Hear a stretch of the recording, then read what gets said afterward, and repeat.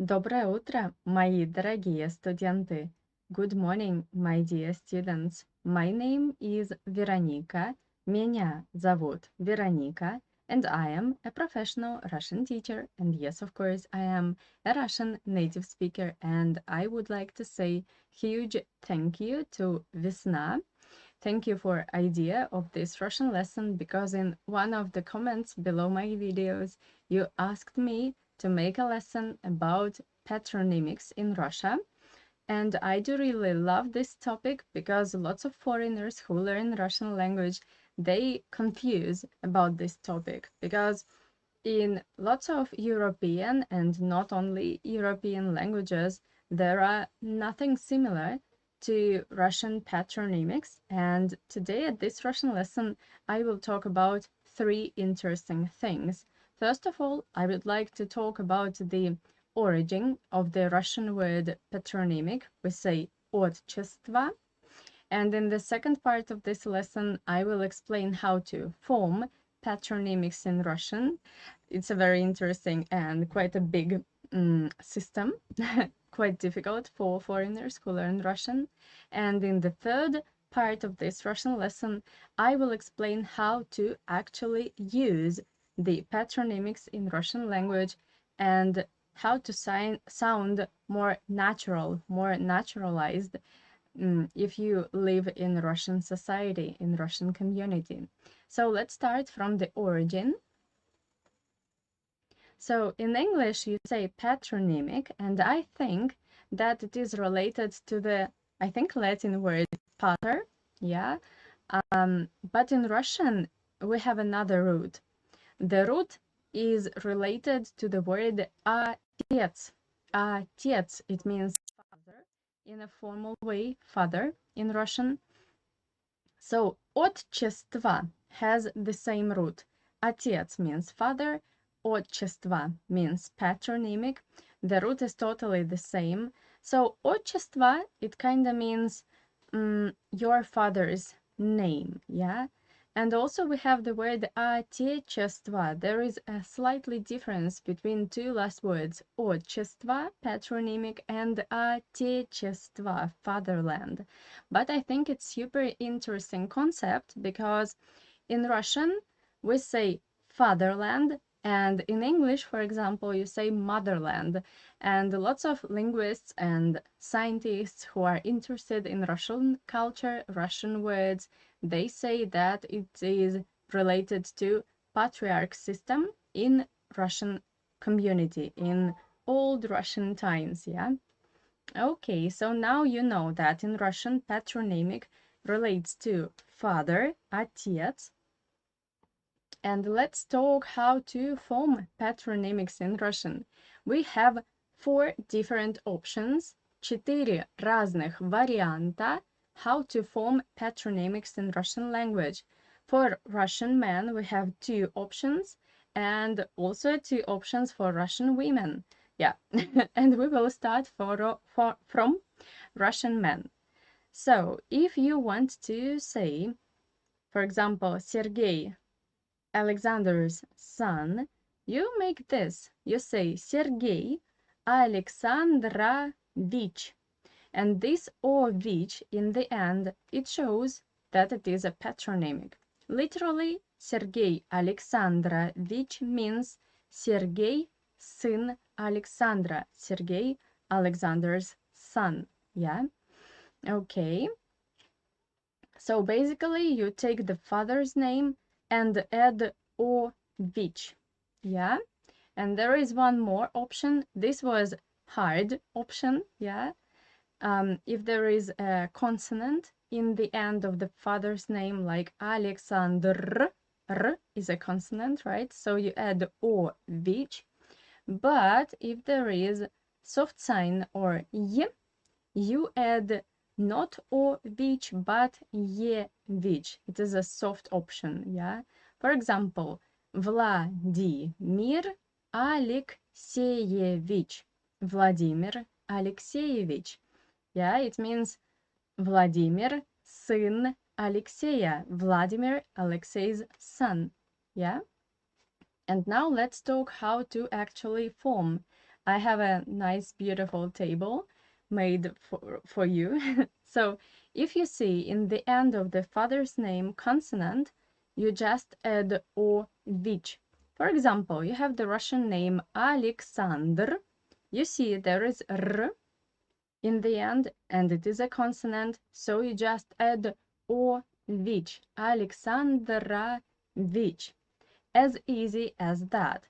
But there is also more rarely used soft option. If you see y or soft sign, мягкий знак, you replace them with a ye, which. For example, father's name is Alexei. Alexei. So you replace this ye in the end with ye, which. Be careful because now you have double ye. Alexeyevich. Okay, I hope you understand. And now let's talk about how to form the patronymic in Russian language for Russian girls and Russian women.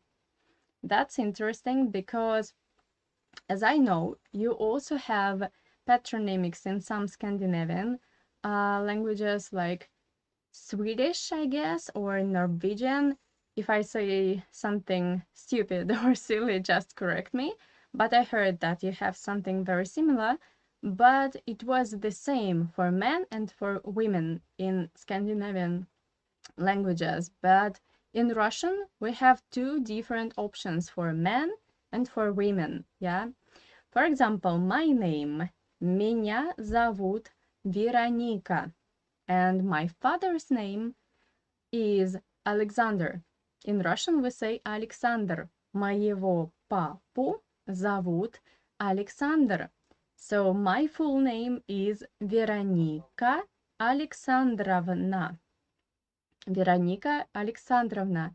It means Veronika, дочь Alexandra, literally, but it sounds very old-fashioned. Veronika, дочь Alexandra. Yeah, so if you want to show respect in Russian language, you should say Veronika Alexandrovna. But if you want to say дочь Alexandra, it sounds more like a fantasy book, you know, like Lord of the Rings, something like that. So yeah, if you want to make a feminine form of patronymic in Russian language, you add ov na. And let's talk about soft option. Of course, it exists too in Russian language, yeah. For example, if in father's name you see soft sign, мягкий знак in the end, or ye, you need to replace both of them with евна. For example, Maria Igorevna. Maria Igorevna. It means literally Maria Igor's daughter. Yeah. Okay, and now let's look at the beautiful table that I made only for you, for my subscribers who watched this video. So if father's name finishes with a consonant in nominative case in Russian, you just add ov na. Father's name is Alexander, Alexander. You add ov na. Alexandrovna, daughter of Alexander, Alexander's daughter, yeah. But if you want to use the soft option of Russian name with a y or soft sign in the end, you need to replace them with yevna. For example, here is the father's name, Sergei, Sergei, and if you want to say Sergei's daughter, you add Sergeyevna. Be careful again, very similar to the masculine option, yeah. Also, we have here double ye, Sergeyevna. So now you know the origin of the Russian word patronymic, отчество, related to father. You know how to form patronymics in Russian, yeah? And now let's talk how to actually use them. Why do Russian people still need patronymics? It's old-fashioned, yeah? Okay, let's talk. First of all, we use patronymics if we talk with a person and if we want to show the respect. if this is a person of a high status. For example, if it is your boss, начальник, we say in Russian, начальник, or you can just say boss, also in Russian, yeah, boss. If you talk with your boss, you have to use patronymic. For example, I can say, I have lots of I had, now I don't work in institute anymore. I work as a freelance teacher, and I'm quite happy because of that. But I had lots of colleagues and I had a boss. And I was talking with my colleagues by name without any patronymic, but I used my boss's patronymic always. Yeah, because this is, I wanted to show her status. Yeah, that's why. Also, according to Russian tradition, if you are a teacher or if you are a professor, your students must call you with a patronymic. Yeah, if you are учитель, учитель, it's a teacher in school, or преподаватель, преподаватель, teacher in university, academy, or even institute. Yeah, so your students should use your name and your patronymic, but I always say to my students, don't do this with me, because if you do this, I feel myself old, yeah? Because in my opinion, I understand it is not about age here, it is only about status, because they want to show they are students and I am a teacher, but I don't like this. I am a little bit more modern, less old-fashioned in this question. So I always say to foreigners, do not use my patronymic. I don't like this. And also, this is a very big surprise because I also have Russian kids who are my students. We learn English and Russian together. And I always say at the first lesson, like they are 10, they are kids, and I say, forget about my patronymic. Don't call me Veronika Alexandrovna, never. I don't like this. And they look at me very surprised with big, big eyes, and they say, but you are a teacher. Но вы преподаватель, вы учительница. How can I call you without patronymic? I think this is quite rare. It is connected because I work with foreigners and they do not use, actually you do not use patronymics in your languages. So I just a little bit avoid this Russian tradition. But if you will live in Russia, you have to know the patronymic of teacher and your boss. Better to know. And if you want to visit a doctor, better to know the patronymic. It gives some better result if you show your respect to a doctor. In Russian, doctor is доктор or врач. Доктор, врач. You can use any word, yeah? And yeah, so first of all, patronymic you have to use if you want to show your respect and if you talk with a person of higher status, boss, teacher, doctor, yeah? And normally, not normally, always, if you talk with older people who are in the age of your mother or even in the age of your grandfather, grandmother, you must use patronymic. For example, I had a colleague, she is around approximately, I think, 70 years old, and students called her Larissa, yeah, and it was quite okay. She said, I do not like patronymics, but I couldn't call her Larissa without patronymic. I always called her with a patronymic because I cannot talk with her without this.